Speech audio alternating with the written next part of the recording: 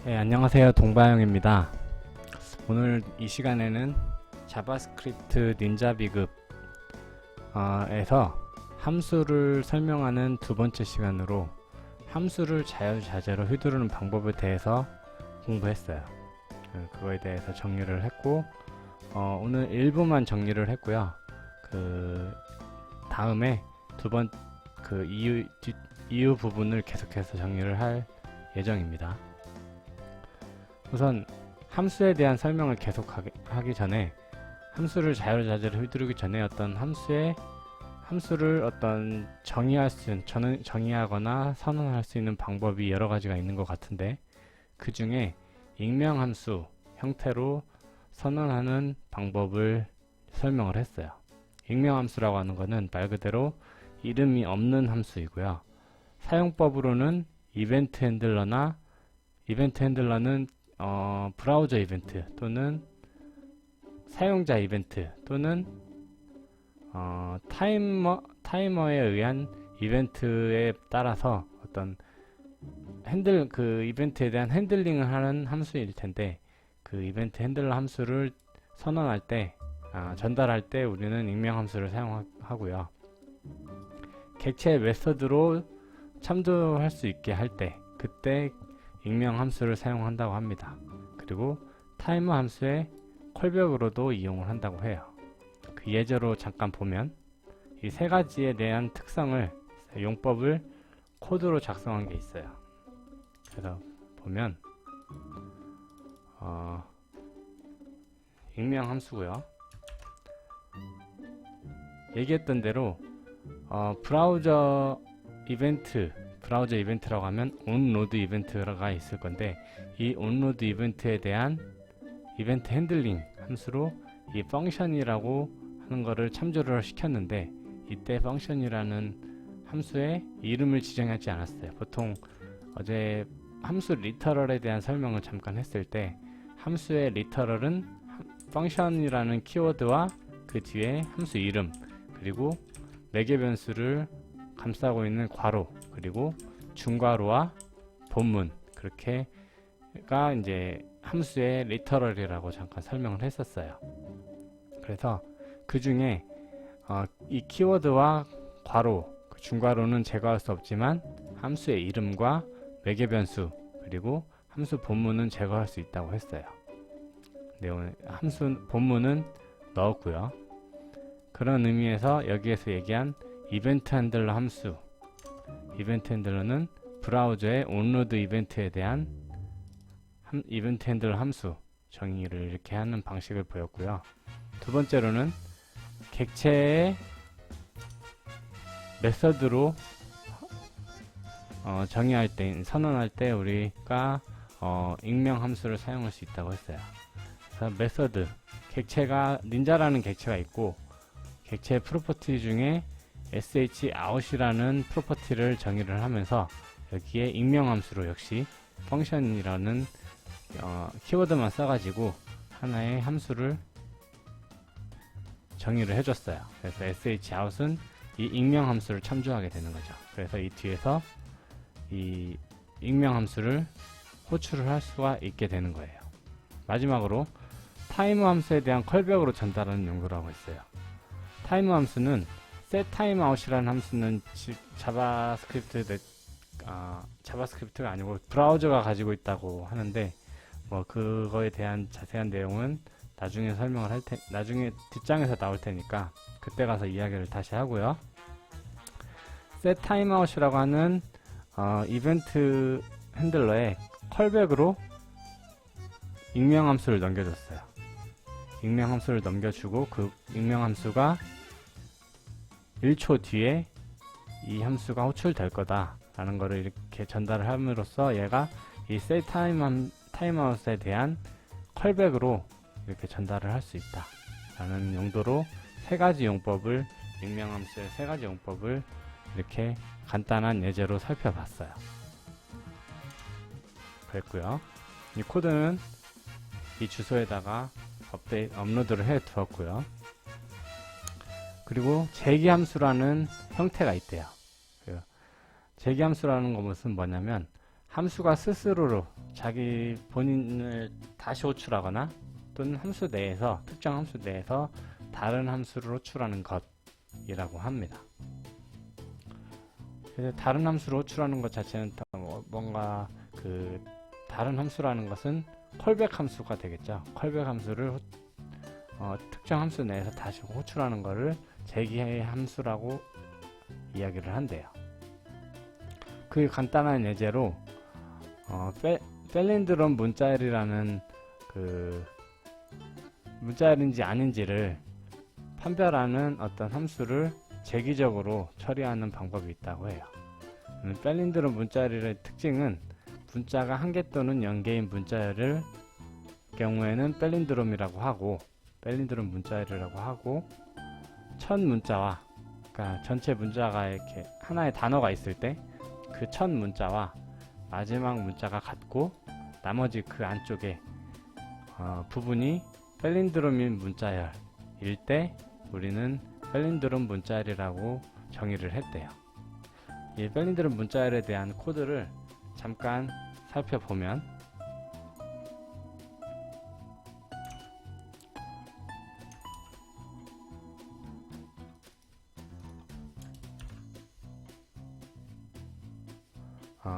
여기에서 펠린드롬이라는 함수를 정의를 했어요.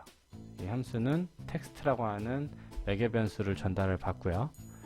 아까 그 펠린드롬 문자열의 특징 중에 문자가 1개 또는 0개인 경우에 펠린드롬이라고 했으니까 전달받은 매개 변수의 길이가 1 이하이면 펠린드롬이라고 true라고 리턴을 하고요. 그리고 처음 문자와 마지막 문자가 다르면 펠린드롬이 아니라고 했어요. 처음 문자와 마지막 문자가 같을 경우에만 펠린드롬이라고 했으니 첫 번째 문자와 마지막 문자를 이렇게 참조를 할 수가 있는데 그것이 다를 경우에 펠린드롬이 아니다 라고 이렇게 false를 리턴을 하도록 함수가 작성이 됐고요. 그리고 재기적으로 아까 재기 호출은 함수가 스스로 호출하거나 다른 함수 내에서 다른 함수로 호출하는 것이라고 했어요. 즉 이집 펠린드롬이라고 하는 본인을 이 함수 내에서 재기적으로 호출하면서 아규먼트로 그러니까 인자로 텍스트에 나머지 문자열 첫 번째 문자열과 마지막 문자를 제외한 나머지 문자열을 잘라가지고 이 매개 변수에서 그 잘라가지고 인자로 전달을 함으로써 다시 본인을 호출하게 되고 그 나머지 문자에 대해서 이 두 가지 조건이 검증이 되겠죠. 그리고 나서 검토가 될 거예요. 그리고 나서 이게 펠린드롬인지 아닌지를 판별하는 거를 계속해서 마지막 이 랭스가 0 또는 1일 때까지 얘가 재기적으로 호출이 될 거예요. 그래서 이런 식으로 재기 호출을 활용할 수가 있고요. 그리고 이름을 가진 함수를 재기 호출하는 방법에 대해서 또 이야기를 했는데요. 코드를 가지고 계속해서 설명을 할게요.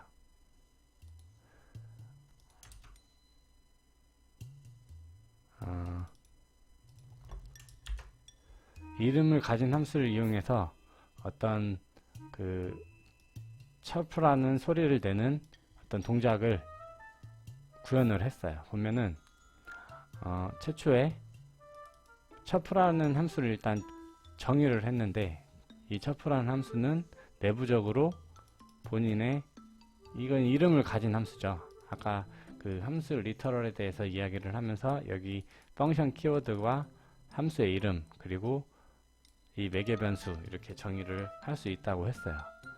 아까는 익명 함수였는데 여기서는 익명 함수가 아니라 이름을 가진 첩프라는 이름을 가진 함수를 만들었어요. 그래서 이 첩프라는 함수를 재기적으로 다시 호출하는 본인을 다시 호출하는 방식으로 이렇게 작성을 했고요. 정의를 했고요. 이거를 3이라는 숫자를 그 인자로 전달을 하면 그때 얘가 재기적으로 호출이 되면서 그 전달한 인자 값이 매개 변수 값이 1보다 클 동안 계속해서 재기 호출을 하게 되는 거예요. 만약에 1보다 작거나 같으면 그때는 이제 첩프만 호출이 되겠죠.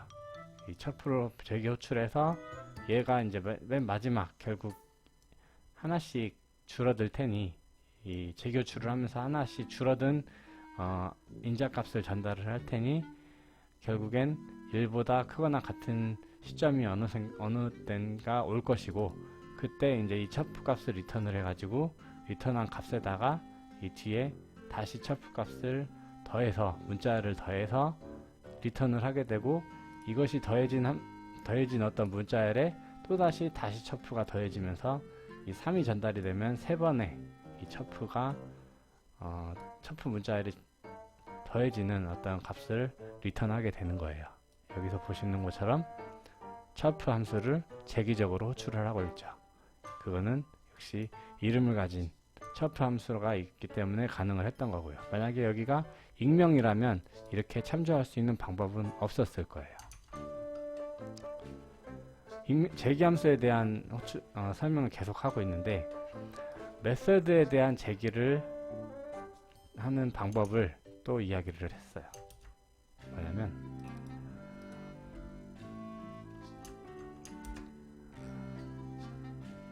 우리가 함수를 호출할 수 있는 방법은 3가지라고 했어요. 4가지죠. 총 함수로 호출하는 방법이 있고, 메서드로 호출하는 방법이 있고, 생성자로 호출하는 방법이 있고, 마지막으로 컬이나 apply 메서드에 의한 호출을 할 수 있다고 했어요. 그 중에 메서드로 호출하는 방법을 가지고 재기 호출을 구현을 해봤는데요. 닌자라고 하는 객체가 있고, 그 객체 안에는 첩프라고 하는 프로퍼티가 있고, 그 프로퍼티는 익명함수를 참조하고 있어요. 그리고 그 익명함수 안에서는 닌자 오브젝트의 첩프 프로퍼티에다가 n-1을 하면서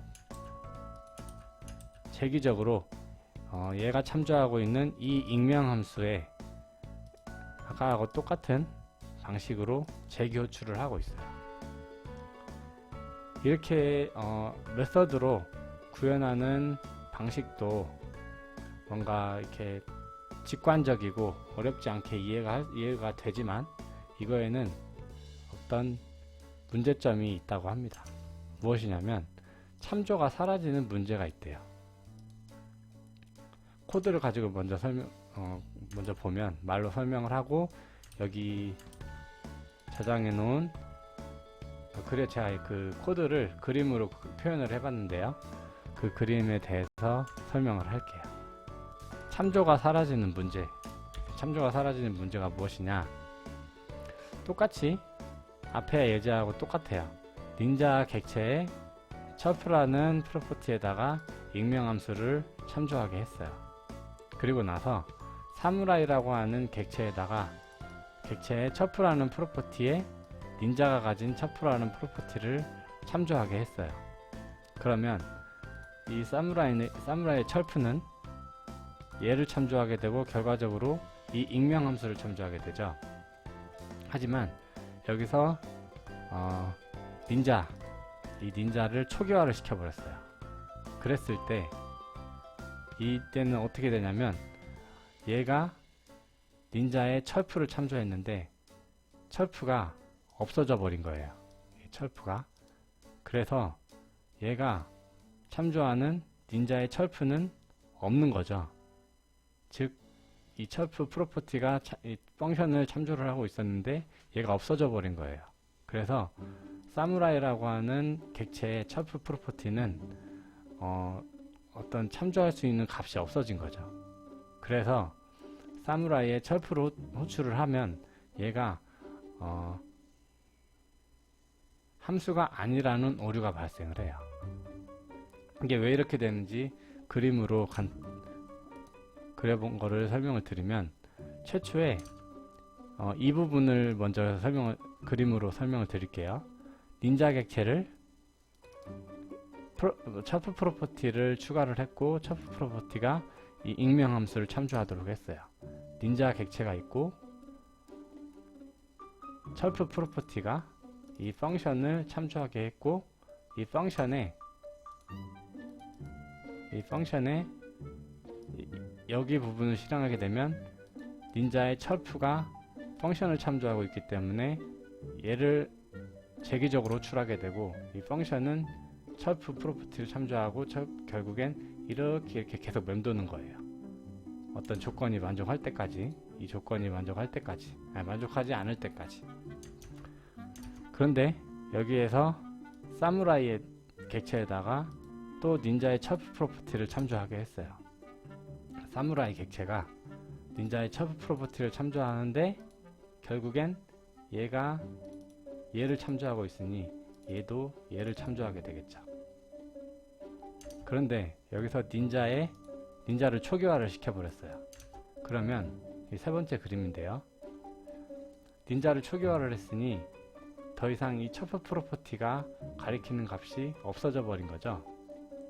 그래서 얘가 이 함수를 가리키고 있는데, 이 함수가 다시 내부적으로 닌자의 철프 프로퍼티를 참조를 하려고 시도를 하는데 얘가 없어져 버린 거예요. 그래서 얘가 잠시만요.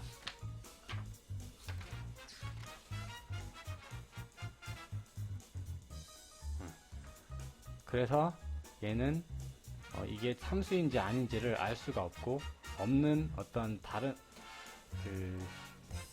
유효하지 않은 참조를 하게 됨으로써 이 철프 프로퍼티를 가지고 함수인 것처럼 이렇게 호출을 하게 되면 함수가 아니다라고 오류가 발생을 해요.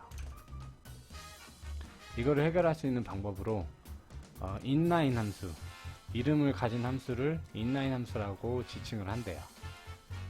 inline 함수를 활용해 가지고 이 문제를 해결할 수 있다고 합니다. 이 역시 코드를 먼저 보고 그림을 가지고 설명을 드릴게요.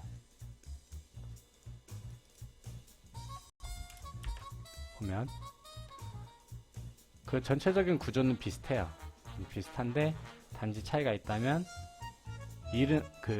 닌자 객체가 철프 프로퍼티를 가지고, 아까는 익명 함수를 참조를 했는데 이번에는 익명 함수가 아닌 이름을 가진 함수를 참조를 했고, 이 참조 내부에서 재기호출을 할 때 닌자의 철프 프로퍼티를 가지고 재기호출을 하는 게 아니고 함수 이름 자체를 가지고 재기호출을 하도록 했어요.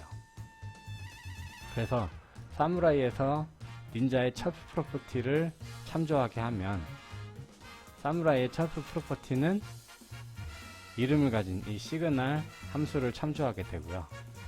결국엔 닌자가 초기화가 돼도 사무라이 철프 프로퍼티는 이 시그널 함수를 참조할 수 있게 되고, 이 내부적으로 함수 이름을 가지고 재기호출을 하기 때문에 이게 유효하게 동작을 하는 거예요. 그림을 보면 첫 번째 닌자 객체가 있고, 닌자 객체에 철프라는 프로퍼티가 있는데 얘는 시그널이라는 이름을 가진 함수를 참조를 하고 있어요. 그래서 얘가 자체적으로 본인을 이렇게 재기적으로 호출하도록 함수를 정의를 했고요. 그 두 번째, 사무라이의 철프 프로퍼티에다가 이 닌자가 가진 철프 프로퍼티가 참조하는 이 시그널이라는 이름을 가진 함수를 참조하도록 문장을 작성을 했어요, 코드를. 그리고 나서 얘도 역시 시그널 함수가 본인 자체의 이름을 가지고 계속해서 재기적으로 돌기 때문에 이런 식으로 보이고요. 결과적으로 닌자 객체가 초기화가 되어도 사무라이 객체는 철프 프로퍼티로 이 시그널 이름을 가진 함수를 참조하기 때문에 반복해서 재기적으로 호출이 가능한 겁니다.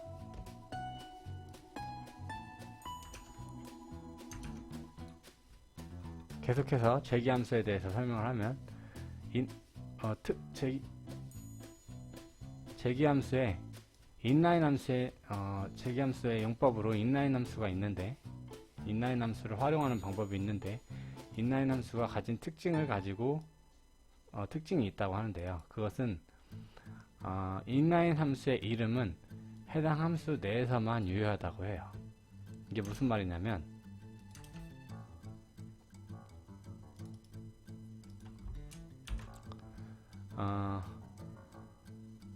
닌자라고 하는 객체에다가 객체가 아니죠. 닌자라고 하는 변수에다가 inline 함수를 참조하도록 했어요. 하지만 이 inline 함수의 이 이름은 이 본인 inline 함수 내부에서는 이렇게 참조를 해서 닌자 변수가 가진 것과 얘하고를 비교를 해가지고 변수명과 두 가지 이름을 얘를 이렇게 동일성 검증을 해가지고 얘가 같다라는 것을 증명을 할 수가 있었는데, 바깥에서 이 inline 함수 바깥에서 myNinja라고 하는 이 inline 함수 이름을 참조하게 되면 정의가 되어 있지 않은 거라고 나타난다고 합니다. 즉, 이 함수 이름은 자신 함수 내부에서만 활용을 할 수가 있다 라는 이야기예요. 이거는 뭔가 함수나 변수의 참조 범위와는 약간 다른 개념인 것 같아요. 그리고 제기 함수를 inline 함수로 사용해 가지고 참조가 없어지는 것을 제거할 수도 있었지만, 아규먼트, 우리가 이제 앞전에 얘기하기를 함수 호출을 할 때는 기본적으로 전달되는 매개 변수 중에 아규먼트와 this라고 하는 것이 있다고 했어요. 그 중에 아규먼트 매개 변수가 가진 컬리라는 프로퍼티가 있대요. 이 컬리라는 프로퍼티를 활용을 하면 그 참조가 없어지는 문제를 제거할 수 있다고 합니다. 이 컬리라는 프로퍼티를 사용을 하면 익명 함수인데도 불구하고 참조가 없어지는 것을 해소를 할 수가 있어요.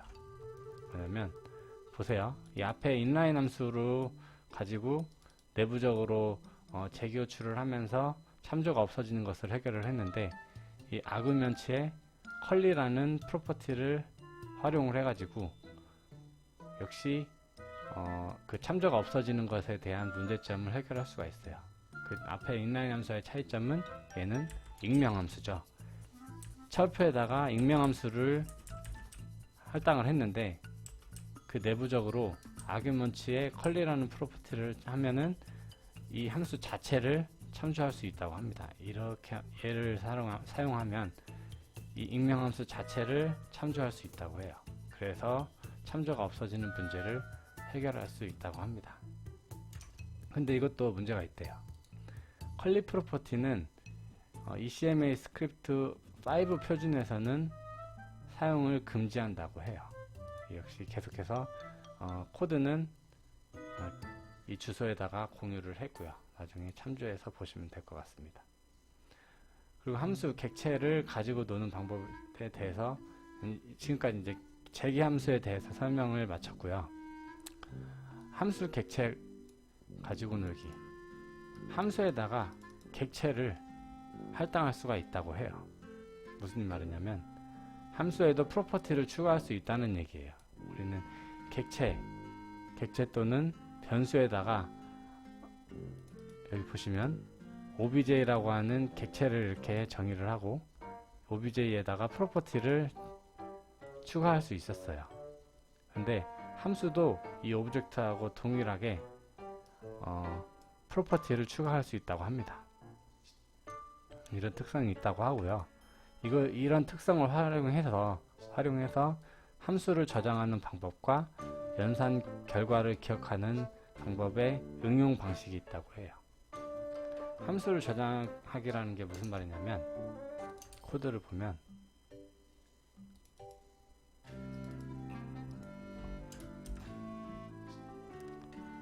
add라고 하는 store라고 하는 객체가 있고, 여기에 next id, cache, 그리고 add라고 하는 프로퍼티를 줬고, 이 next id는 하나씩 증가 이제 하는 어떤 프로퍼티가 될 것이고, 캐시는 어떤 값을 저장하는 객체가 되고, add는 이 캐시에다가 조건에 따라서 값을 저장할지 말지를 동작을 수행하는 역할을 한다고 하네요. 그렇게 동작을 합니다. 동작을 보면 매개 변수로 받은 이 fn이라고 하는 변수에 id가 있으면 id가 없으면 next id 프로퍼티를 하나 증가시키고, 이 fn이라는 매개 변수에다가 매개 변수의 id 프로퍼티에다가 이 id를 할당을 해줬어요. 그리고 나서 캐시에다가 그 함수를 저장을 합니다. 그리고 나서 나중에 똑같은 함수를 가지고 들어왔을 때 그 함수의 id가 있겠죠. 그때는 id가 있을 테니 얘는 추가를 하지 않는 거예요. 이 캐시에다가. 그래서 그거를 활용을 해보면, 검증을 해보면, 스토어에다가 add 함수를 써가지고 닌자 함수를 저장을 했어요. 그러면 닌자 함수 최초의 얘가 호출이 됐을 때는 닌자 함수에 id가 없겠죠. id 프로퍼티가 없어요. 정확히는 id 프로퍼티가 없으니 id를 할당을 해주고 캐시에다가 그 함수를 저장을 해줬어요. 그러면은 이 함수와 id 프로퍼티가 함께 저장이 되겠죠. 캐시에는. 그리고 나서 다시 한번 호출을 했어요. add 함수를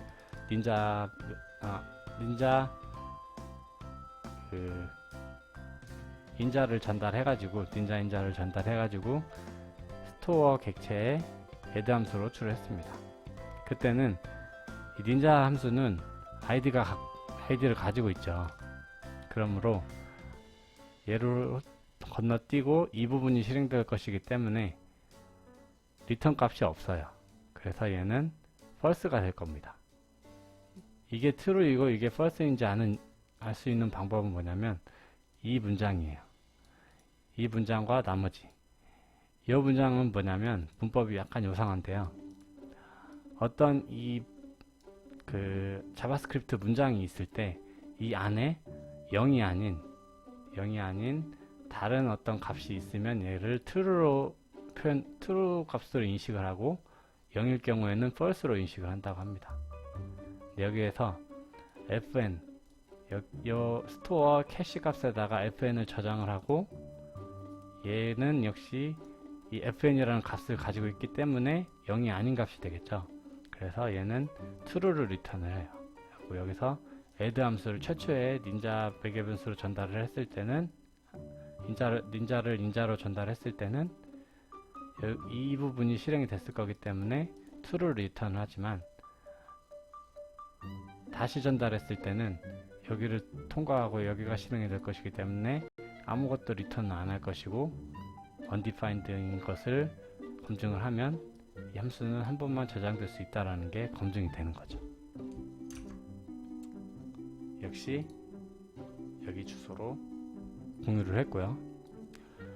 연산 결과를 함수에다가 프로퍼티를 할당할 수 있는 방법을 활용해 가지고 연산 결과를 기억하는 함수를 만들 수 있다고 합니다. 이게 활용하는 방법은 어떤 연산을 하는데 처리 시간이 좀 걸리네요. 걸리는 경우가 있을 때 그때 연산 결과를 똑같은 연산을 다시 반복하는 것보다는 어떤 그 결과를 한번 기억해 놓고 똑같은 값에 대한 인풋에 대한 결과를 내놔야 할 때는 캐싱을 해서 캐싱한 결과를 리턴을 할 때 우리는 이 함수 프로퍼티에 값을 할당할 수 있는 특성을 활용할 수 있다고 합니다. 코드를 보면요.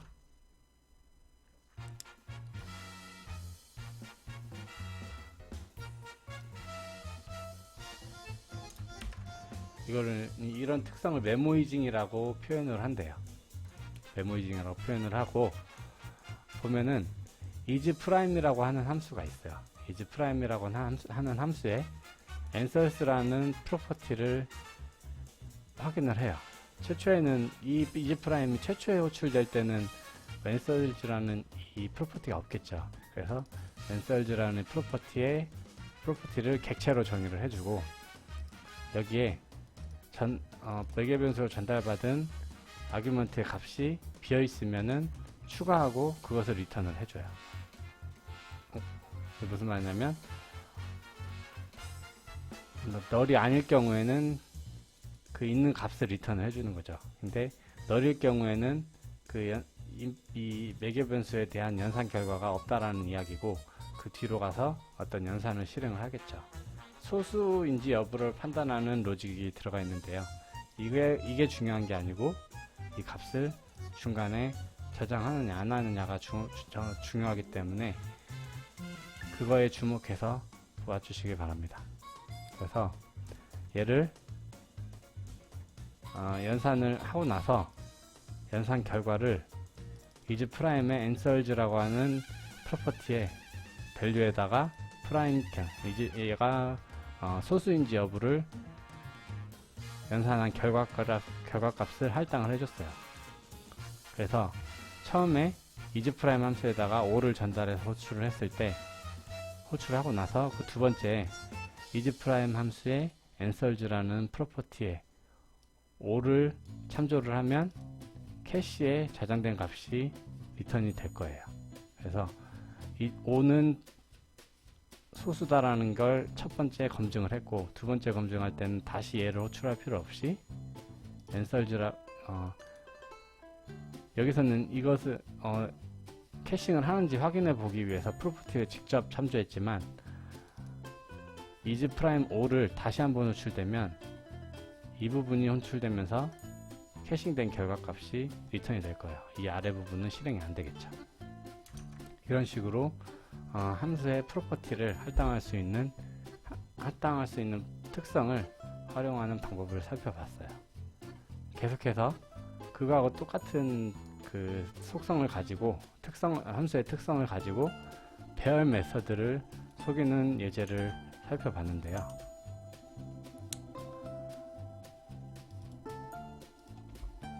우리가 일반적으로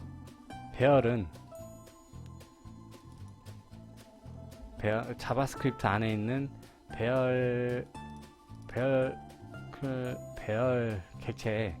객체라고 해야 되나? 어쨌든 배열에 push라고 하는 함수가 정의되어 있다고 합니다. 이건 기본적으로 정의가 되어 있는 함수인데 그 프로토타입 어레이라고 하는 거의 프로토타입의 이건 생성자죠.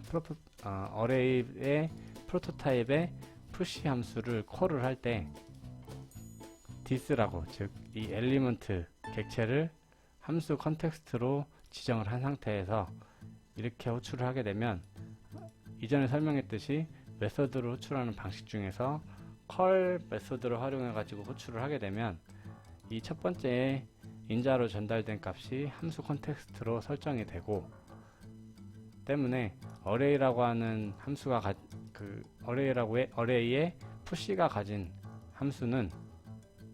push는 그 함수를 가지고 있는 컨텍스트가 가지고 있는 이 랭스 프로퍼티를 하나를 증가시키는 어떤 특성이 있을 거예요. 근데 이런 식으로 이 엘리먼트 객체를 함수 컨텍스트로 지정을 하고 그 안에 랭스 프로퍼티를 추가를 해 놓으면 얘는 마치 이 랭스 값이 어레이의 프로퍼티인 줄 알고 얘를 조작을 할 거예요. 그래서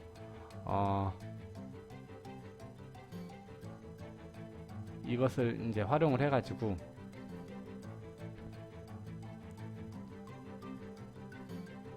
엘리먼츠의 add 함수 프로퍼티 함수의 프로퍼티를 활용하는 예제인데 여기 프로퍼티가 어디 나와있죠?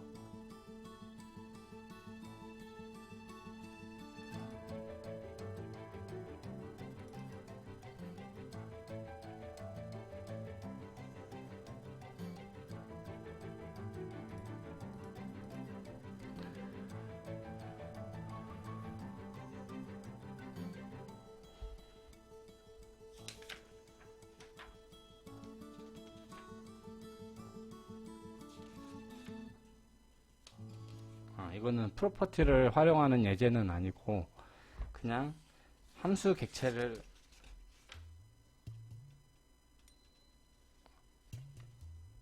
함수에 대한 어떤 특성을 활용하는 예제라고 합니다. 즉, 이 푸시 함수가 가진 기능 중에서 본인의 함수 컨텍스트에 있는 랭스 프로퍼티를 증가시키는 어떤 특성을 가지고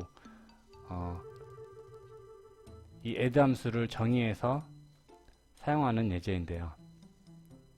여기서 보면 우리가 보통은 엘리먼트를 직접 매개 변수로 전달하는 방식으로 구현을 하지 않는다고 해요. 뭐 이런 형태로 구현을 하는 게 좋다고 하는데 왜 그런지는 모르겠지만 나중에 알 수 있게 되겠죠. 기대를 합니다. 어쨌든 어떤 그 돔 객체에 대한 id 값을 넘겨주면 그 id에 해당하는 돔 객체를 엘리먼트에 마치 배열인 것처럼 추가를 하는 방식으로 구현을 했어요. 그래서 여기서 엘리먼트 객체의 겟터 함수로 출하면서 id, 즉 이 아래서 추가한 인풋 엘리먼트에 대한 첫 번째 id를 전달을 하면 이 id에 해당하는 엘리먼트를 돔 객체를 가져와서 이 엘리먼트에 추가를 하게 되는 거죠. 사실 이 엘리먼트 이렇게 가져와 가지고 굳이 이 엘리먼트를 마치 배열인 것처럼 속여서 하지 않고 그냥 배열을 사용하면 안 될까라고 생각이 드는데 여기서는 그냥 뭐 예제를 보여주려고 이렇게 작성을 해 놓은 것 같긴 한데 정확히 이해가 되지는 않아요.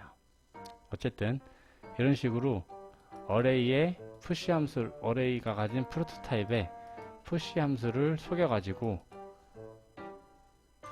랭스 프로퍼티를 증가시키면서 이 엘리먼트가 마치 배열인 것처럼 동작하도록 하는 구현 방식이 있다고 하는 것을 알게 됐어요. 오늘 여기까지 이렇게 설명을 하고요. 이 코드 역시 이 주소에 공유를 해놨어요. 내일 역시 이어서 계속해서 함수를 자유자재로 휘두르는 방법에 대해서 공부를 하도록 하겠습니다. 시청해주신 분들 감사합니다.